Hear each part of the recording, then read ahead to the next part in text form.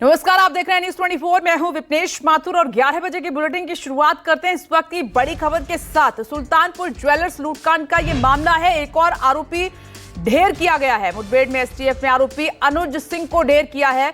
दूसरा आरोपी मौके से फायदा उठाकर फरार हुआ। उन्नाव में लखनऊ एसटीएफ की आरोपियों से मुठभेड़ हुई और उसके बाद आरोपी को ढेर किया गया। आप जानते हैं कि उत्तर प्रदेश में एनकाउंटर को लेकर विपक्षी पार्टियां लगातार सवाल उठा रही हैं कि जाति देखकर उनका एनकाउंटर किया जा रहा है।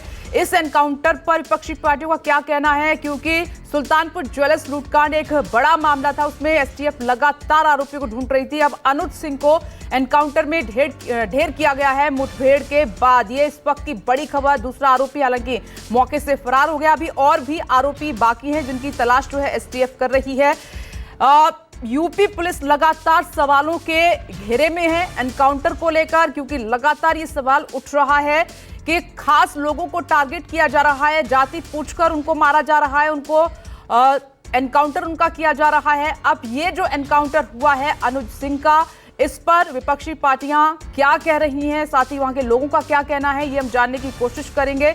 क्योंकि एनकाउंटर पर उठते सवाल और इस बीच अनुज सिंह का ये एनकाउंटर, ये भी सवाल उठ रहा है कि क्या बैलेंस करने की कोशिश की गई है, क्योंकि उत्तर प्रदेश की सरकार और उत्तर प्रदेश की पुलिस जो है लगातार विपक्षी पार्टियों के निशाने पर थी इस बात को लेकर कि जितने भी एनकाउंटर उत्तर प्रदेश में हो रहे हैं वो खास विशेष वर्ग के लोगों के किए जा रहे हैं।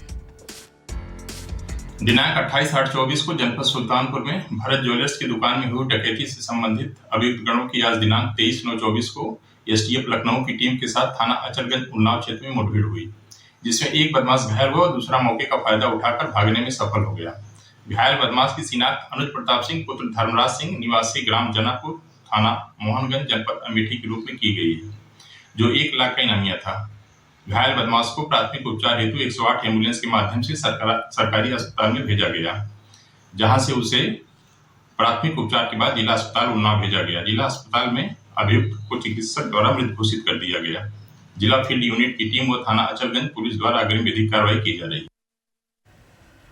मंगेश यादव के एनकाउंटर के बाद ही लगातार सवाल उठ रहे थे और इस वक्त मेरे सहयोगी अशोक तिवारी लाइव जुड़ गए हैं। अशोक, ये आप जानते हैं कि लगातार एनकाउंटर पर सवाल उठ रहे हैं, खासतौर पर मंगेश यादव के एनकाउंटर के बाद उत्तर प्रदेश की पुलिस और उत्तर प्रदेश की जो सरकार है वो सवालों के घेरे में है। ये जो अनुज सिंह का एनकाउंटर हुआ है, इस पर वहां के लोगों का और विपक्षी पार्टियों का क्या कहना है?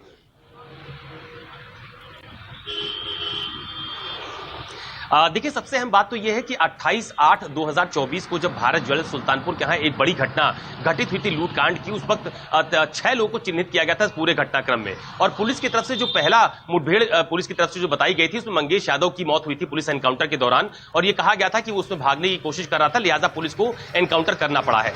दूसरी अहम बात यह है कि मंगेश यादव के एनकाउंटर के ठीक बाद से ही चाहे यूपी एसटीएफ हो या यूपी सरकार हो, उसकी लगातार उसकी घेरेबंदी करने की कोशिश समाजवादी पार्टी के मुखिया की तरफ से की गई। आपको ध्यान होगा अखिलेश यादव ने भी ये बात कही थी कि जाति देखकर एनकाउंटर उत्तर प्रदेश की पुलिस कर रही है, और मंगेश यादव का एनकाउंटर उसी लिहाज से किया गया है। उसके बाद पूरा का पूरा एक समाजवादी पार्टी का बड़ा डेलीगेशन भी आपको ध्यान होगा सुल्तानपुर की घटना के बाद मृतक के घर गया था और वहां पर सांत्वना दी थी, और उसके बाद भी आरोप लगाए गए थे कि जानबूझकर इस तरह की जाति के जो लोग हैं उनका एनकाउंटर किया जा रहा है।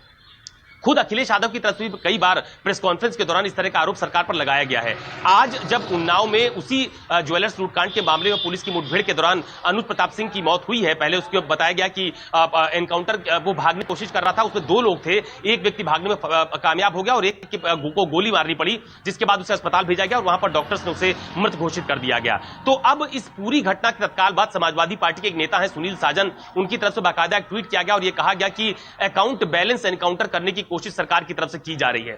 और बीजेपी के नेता है मनीष शुक्ला, उनकी तरफ से भी थोड़ी देर पहले बाकायदा यह बयान दिया गया है कि यूपी पुलिस या यूपी सरकार जाति देखकर एनकाउंटर नहीं करती है, बल्कि अपराधियों के खिलाफ कार्रवाई करती है, और जब जब किसी बड़े अपराधी के खिलाफ कार्रवाई की जाती है तो उसको लेकर समाजवादी पार्टी के नेता जो है उनके पेट में दर्द हो जाता है।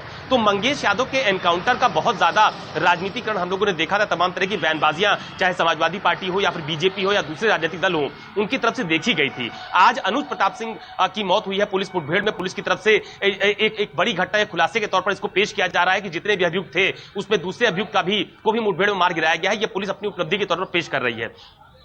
लेकिन जो राजनीतिकरण की बात आपने थोड़ी देर पहले अभी कही थी कि बहुत ज्यादा सियासत देखने को मिली थी, तो आज भी इस एनकाउंटर के बाद बीजेपी ये बार बार कह रही है कि जाति देखकर एनकाउंटर नहीं होता है, मुठभेड़ नहीं होती है, और समाजवादी पार्टी की तरफ से ये एक नैरेटिव सेट करने की कोशिश की जा रही है कि अब एनकाउंटर को बैलेंस करने की कोशिश की जा रही है। तो कहीं ना कहीं जो सुल्तानपुर की घटना है उसमें मंगेश यादव के एनकाउंटर के बाद आज अनुज प्रताप सिंह की मुठभेड़ में मौत के बाद अभी भी जो सियासी बयानबाजी है वो बहुत तेज है। दोनों ही पक्षों की तरफ से अभी अपने अपने तर्क दिए जा रहे हैं।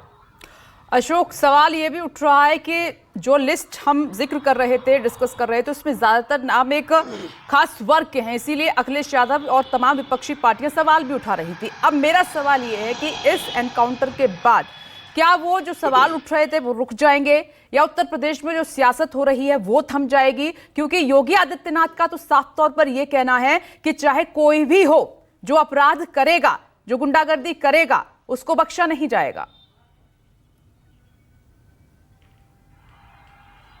देखिए, जहां तक लॉ एंड ऑर्डर की बातचीत है और जो बात अपनी थोड़ी देर पहले आपने कही कि कानून व्यवस्था से खिलवाड़ करने वालों को किसी भी कीमत पर बख्शा नहीं जाएगा, सरकार अपने स्टैंड पर बाकायदा कायम है। और हम लोगों ने ये देखा है कि उत्तर प्रदेश में जहां जहां पर इस तरह की बड़ी घटनाएं हुई, वहां पर सरकार की तरफ से या यूपी पुलिस की तरफ से बड़ी कार्रवाई देखने को मिली है। लेकिन जो आपने कहा कि राजनीतिकरण क्या इसका रुकेगा कि नहीं रुकेगा, मुझे ऐसा नहीं लगता है कि ये जो घटनाएं हो रही है या इसमें जो पुलिस मुठभेड़ की मामले आ रहे हैं उसमें कहीं राजनीतिकरण रुकने वाला है। आप देखिए कि मंगेश यादव की मौत के बाद भी मुठभेड़ में जब उसकी मौत हुई तो उसके बाद भी समाजवादी पार्टी ने सरकार पर कार्रवाई को लेकर सवाल उठाया।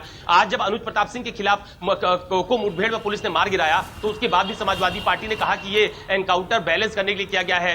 ये भी आरोप समाजवादी पार्टी ने लगा दिया। हालांकि बीजेपी की तरफ से इसका खंडन किया गया और ये कहा गया कि जाति का जो अपराधी है उससे कोई मतलब नहीं होता है। जब पुलिस मुठभेड़ में जाती है या पुलिस से किसी अपराधी का आमना सामना होता है तो जाति नहीं देखी जाती बल्कि उस पर कार्रवाई की बात सामने लाई जाती है। तो मुझे ऐसा लगता है कि अभी उत्तर प्रदेश में जिस तरह की कार्रवाई देखने को मिल रही है उस पर अभी सियासत जारी रहेगी, बयानबाजियां हम लोग को लगातार देखने को मिलेंगी। और आज भी अनुज प्रताप सिंह को जो मुठभेड़ में पुलिस ने मार गिराया है, ये एक बड़ी सफलता के तौर पर पुलिस प्रोजेक्ट भी कर रही है। क्योंकि सुल्तानपुर में भारत ज्वेलर्स के यहाँ जो घटना घटित हुई थी, इसने बहुत आप यूं कह सकते हैं कि बहुत ज्यादा इस पर चर्चा हुई थी, बहुत ज्यादा इसकी आलोचना की गई थी और सरकार की घेरेबंदी कोशिश भी की गई थी समाजवादी पार्टी और विपक्ष के नेताओं की तरफ से। तो सरकार की तरफ से भी और पुलिस की तरफ से भी जहां पर भी बड़ी घटनाएं हुई हैं उसको रोकने के लिए कार्रवाई की जा रही है, कोशिश भी की जा रही है। जहां तक राजनीतिकरण की बातचीत है तो ये सियासी बयानबाजियां पहले भी जारी थी, आगे भी जारी रहेंगी। और ये सीसीटीवी फुटेज भी जारी किया गया था। बहुत बहुत शुक्रिया आपका जानकारी देने के लिए, बातचीत करने के लिए। आगे